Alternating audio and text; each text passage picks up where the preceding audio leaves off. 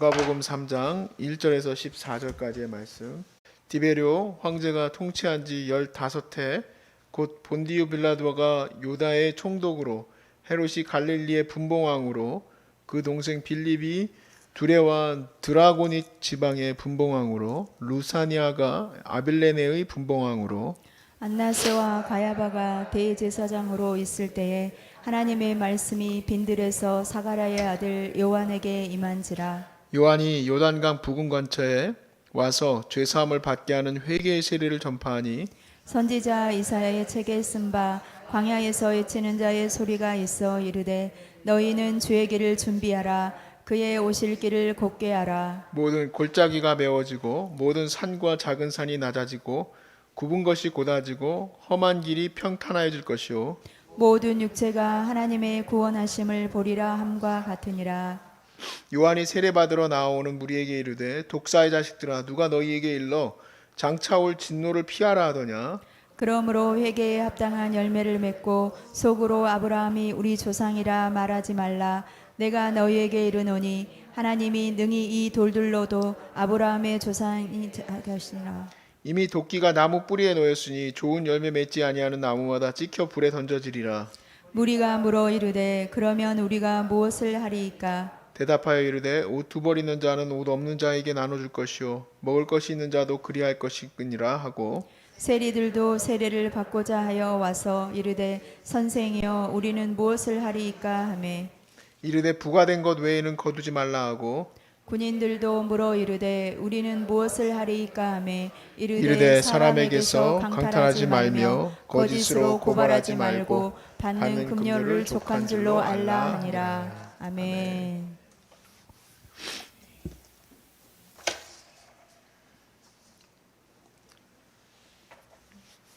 제가 예전에는 사람을 그렇게 좋아했어요. 그러니까 사람이 있는 곳에 있어야 되는 것 같아요. 사람이 없으면 되게 불안하고 외롭고 그런 느낌이 있었어요. 그래서 뭔가 이렇게 좀 사람들을 쫓아다니다 보니까 문제가 하나 있는데 친구들이 좋아하는 것을 내가 하려고 하지 하나님의 신앙의 그 문제와 부딪히게 됐을 때는 신앙을 과감하게 버리는 사람을 오히려 쫓게 되는 그런 문제들이 생겨요. 그렇게 사람 쫓아다니면 거기에는 뭐가 있을까요? 거기에는 뭐 별거 없어요. 사실은. 사실 그런 곳에서 내 시간들 버리고 내 삶을 거기다가 다 웨이스트하는 게 얼마나 부끄러운 모습인지 몰라요. 젊었으니까 그렇게 젊은 것도 아니지 청소년기니까 뭐 그렇게 지나갔다고 쳐도 참 안타까운 분들은 늦바람 나가지고 50 넘어서 그러고 있으면 어떻게 집에 빨리들 들어가시길 축복합니다. 집에들 안 들어가. 아무튼 참 그렇게 그냥 어딘가 우리는 사람들이든 아니면 뭔가 내가 좋아하는 일이든 그런 곳을 찾아서 가게 돼 있어요. 그런데 은혜 받을 곳을 찾아가는 사람들도 있습니다. 은혜 받을 자리로 찾아가는 자라들. 은혜 받을 곳에서 우리는 무엇을 얻게 될까? 오늘 말씀을 통해서 나눌 때 여러분 안에 하나님의 은혜가 넘치시고 그리고 이 마지막 때에 하나님의 그 보호의 손길 안에 있으시길 주의 이름으로 축복합니다. 예수님의 공생애가 시작되기 바로 전입니다. 세례 요한이 쫙 등장했을 때는 잠깐 이제 세례 요한 등장하고 나서 그다음에 이제 예수님의 공생애로 이제 넘어가게 되는데 오늘 공생애가 시작되기 전에 은혜가 임하는 곳인 3장에 저는 하나님의 은혜가 임하는 곳을 보게 됐어요. 여기가 바로 하나님의 은혜가 임하는 곳이었구나. 자, 2절 말씀부터 보시면 2절에 안나스와 가야바가 대제사장으로 있을 때 하나님의 말씀이 빈들에 있어요. 하나님의 말씀이 빈들에 있는 사가랴의 아들 요한에게 임하였습니다. 사실 우리가 생각해 보면 대제사장에게 하나님의 말씀이 임해야지 정상적인 거죠. 정상적으로 하나님의 말씀이 대제사장에게 임하고 대제사장이 정말 이 성도들을 잘 영적으로 끌어갈 수 있도록 해줘야 돼요. 그런데 벌써 안나스와 가야바라는 말부터가 벌써 뭔가 잘못된 거예요. 대제사장은 한 명이어야 되는데 두 명이에요. 안나스는 어떻게 이 관계를 어떻게 설명해야지 더 편하게 얘기할까? 안나스의 사위가 가야바예요. 둘이 다 해먹고 계십니다. 그리고 제사장직은 돈으로 주고 사고 그랬었어요. 대제사장직이니까 얼마를 주면 될까요? 저도 잘 모르겠습니다. 아무튼 많이 주고 샀을 것 같아요. 많이 주고 사는 이유가 나중에도 나오지만 성전세, 또 그리고 예수님이 성전에 있었던 수없이 많은 그 장사치들을 다 뒤집어 엎으시죠. 그 장사치들의 자리값, 또 그 장사하는 이유가 뭡니까? 어린 양을 독과점하는 겁니다. 야, 진짜 전 세계에서 이런 독과점이 없어요. 이거 지금 WTO에 제소하면은 다 잡혀 들어가야 돼. 다른 양들을 갖고 오면은 제사장들이 인정을 안 해줬어요. 내가 내 양 잘 키워가지고 갖고 오면 이거 흠이 있어. 거기까지 끌고 왔는데 그럼 됩니까? 근데 어떤 거는 돼요? 제사장들이 팔고 있는 거는 되는 거예요. 심지어 예루살렘은 노른자 땅이라고 로마인들에게 알려져 있었어요. 빌라도는 그때 당시에 시저하고 굉장히 친분이 있었던 사람인데 이 빌라도가 왜 유대의 총독으로 왔느냐? 이유는 노른자 땅이었기 때문에 그래. 유대인들이 돈이 많아. 돈이 많아서 거기서 얻어들이는 세금들을 상당히 많이 누릴 수 있었기 때문에 그렇게 가질 수 있었어요. 그리고 안 그래도 왕들 하나만 모셔도 세금 걷어들이는 거에 상당히 많이 힘든데 왕이 오늘 엄청 많이 등장하죠? 도지사도 아닙니다, 여러분. 이거는 도지사면 여러분 내가 말도 안 해. 분봉 왕의 왕. 그런 모든 것, 가장 좋은 것, 행복해 보이는 것, 거기에는 은혜가 아니뭐했어요. 은혜가 어디에 임했느냐? 빈들에 있는 요한에게 임했습니다. 근데 요한에게 임한 거는 우리가 이제 그렇게 받아들일 수 있지만 놀라운 사람들이 있는데 그 자리에 찾아온 사람들이에요. 그 자리에 찾아온 세리, 그 자리에 찾아온 군인, 그 자리에 찾아온 바리새인들이 세례받고 회개하고 하나님의 은혜를 추구하기 위하여 안나스와 가야바에게 찾아간 것도 아니고 각 분봉왕에게 찾아간 것도 아니고 빈들에 있는 요한에게 찾아갔어요. 왜냐하면 그곳에 은혜가 있기 때문에 그렇습니다. 은혜가 임한 곳에 찾아갔더니 요한이 이렇게 반갑습니다 하고 받아들이는 게 아니라 이 독사의 자식들아, 누가 너희들에 대해 하나님의 진노가 임하셨는데 그걸 피하라고 하더냐. 오히려 욕먹었어요. 근데 욕먹었는데도 불구하고 그 자리가 복된 자리예요. 왜냐하면 그들이 그 말이 중요한 게 아니라 하나님의 은혜를 구하고 있기 때문에 그래요. 하나님의 회복을 구하고 있기 때문에 그래요. 그래서 그들에게 주어진 게 뭡니까? 사실 굉장히 엄청난 거예요. 바로 뭐냐면 그들 앞에 놓여있는 멸망의 시간에 그들이 멸망당하지 않고 구원을 얻을 수 있는 은혜를 얻게 됐어요.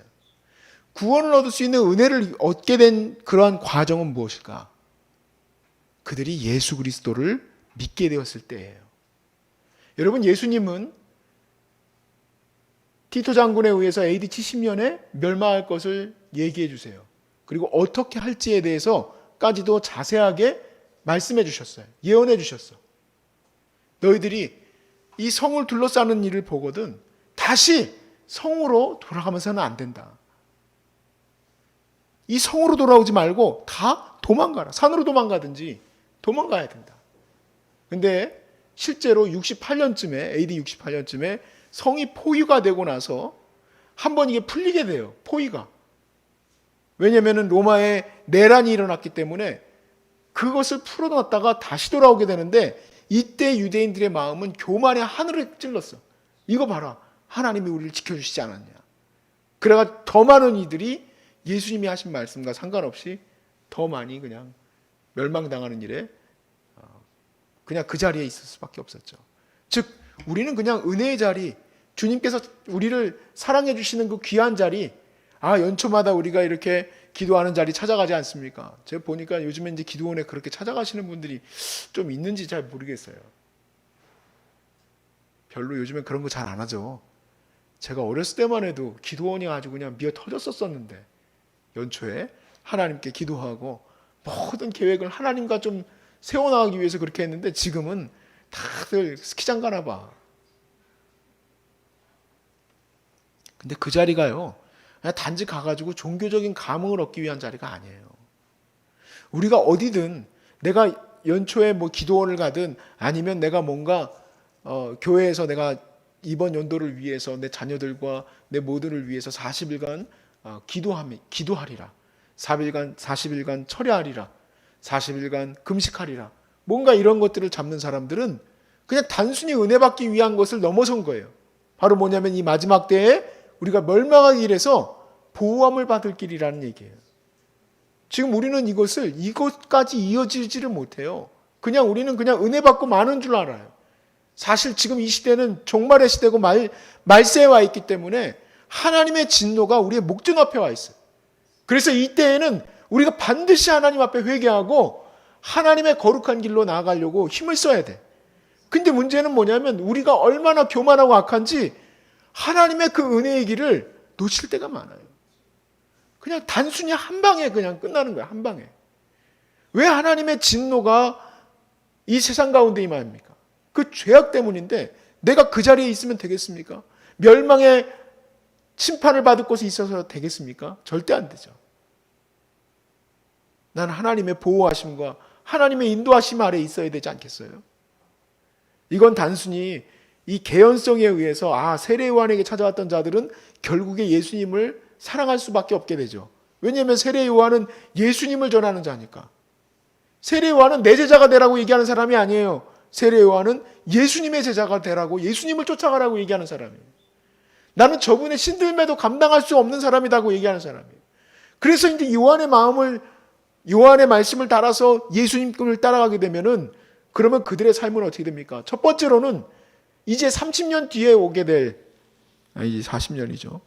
40년 뒤에 오게 될 멸망의 때에 멸망받지 않을 것이고, 또한 그들이 멸망받지 않을 뿐만 아니라 하나님의 영원한 구원의 영생을 얻게 될 거예요.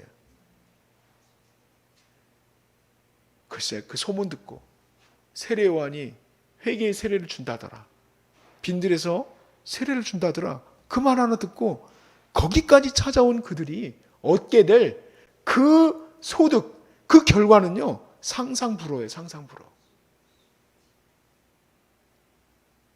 우리는요, 너무너무 악해요. 어떻게 그렇게 겉으로만 종교적인 삶을 사는 것처럼 그렇게 드러내고 사는지 정말 이 마음속에서 하나님의 길을 사모하는 마음이 별로 없어요. 여러분이 기도의 자리를 찾아가는 것은 세례요한을 찾아가는 것과 똑같아요. 다행히 지금 코로나라서 어디 갈 데도 없으시니까 우리 유튜브로 예배하시는 분들, 우리 여기 있는 분들은요, 제가 말하면 이게 잔소리가 돼요. 여기서는 그냥 어차피 기도하러 내려와요. 그런데 지금 영상으로 예배하시는 분들 멀리 갈 것 없이 기도의 방에서 열심히 주님을 찾으시길 주의 이름으로 축복합니다. 연초에 한 30일에서 40일만 작정하여서 하나님께 기도하십시오. 하나님, 올해 주님이 내게 원하시는 것들을 내게 알려주옵소서. 그 2021년도 플래너인가 뭔가 그거 갖다 놓고 올해의 나의 목표 다이어트 이런 거 쓰지 마세요. 지금 뭐 하는 겁니까? 다이어트 알아서 빠져요. 알아서. 응? 다이어트 20kg 뭐 이런 거 버킷리스트 해가지고 무슨 뭐 동남아 순화의 여행 뭐. 아휴 주여, 언제 정신 차리려는지. 하나님의 말씀을 적으세요. 말씀을. 하나님이 내게 응답하신 말씀을 적어놔야지.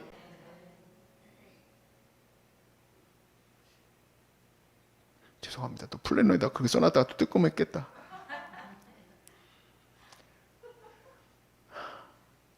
우리 하나님이 지금 말세에 우리를 왜 보내셨겠습니까? 노세 젊은 노세가 아니라 지금은 구원을 전해야 될 때입니다. 하나님의 진노의 칼이 정말 우리 목 앞에까지 와 있어요. 그걸 왜 못 느낍니까? 말이 안 되는 거예요. 이렇게 지금 저도 여기 이렇게 눈이 그냥 이상하게 올 때도 나 처음 봤고, 이렇게 추운 것도 처음 봤고, 지난 여름처럼 그렇게 비가 많이 온 것도 처음 봤고, 이렇게 바이러스가 온 세상을 다 뒤집어 엎는 것도 처음 봤어요. 정신을 차립시다. 예수님이 말씀하셨어요. 정신 차려라. 깨어 있어라. 깨어서 뭐 하라는 거예요? 기도해라. 주님이 우리에게 갈 길을 안내해 주셔요. 말세에 우리가 갈 길을, 우리 자녀가 갈 길을, 우리 나라가 갈 길을 하나님이 기도하고 작정하는 곳에서 주실 줄로 믿습니다. 사랑하는 여러분, 은혜의 자리로 나아가시길 주 이름으로 축복합니다.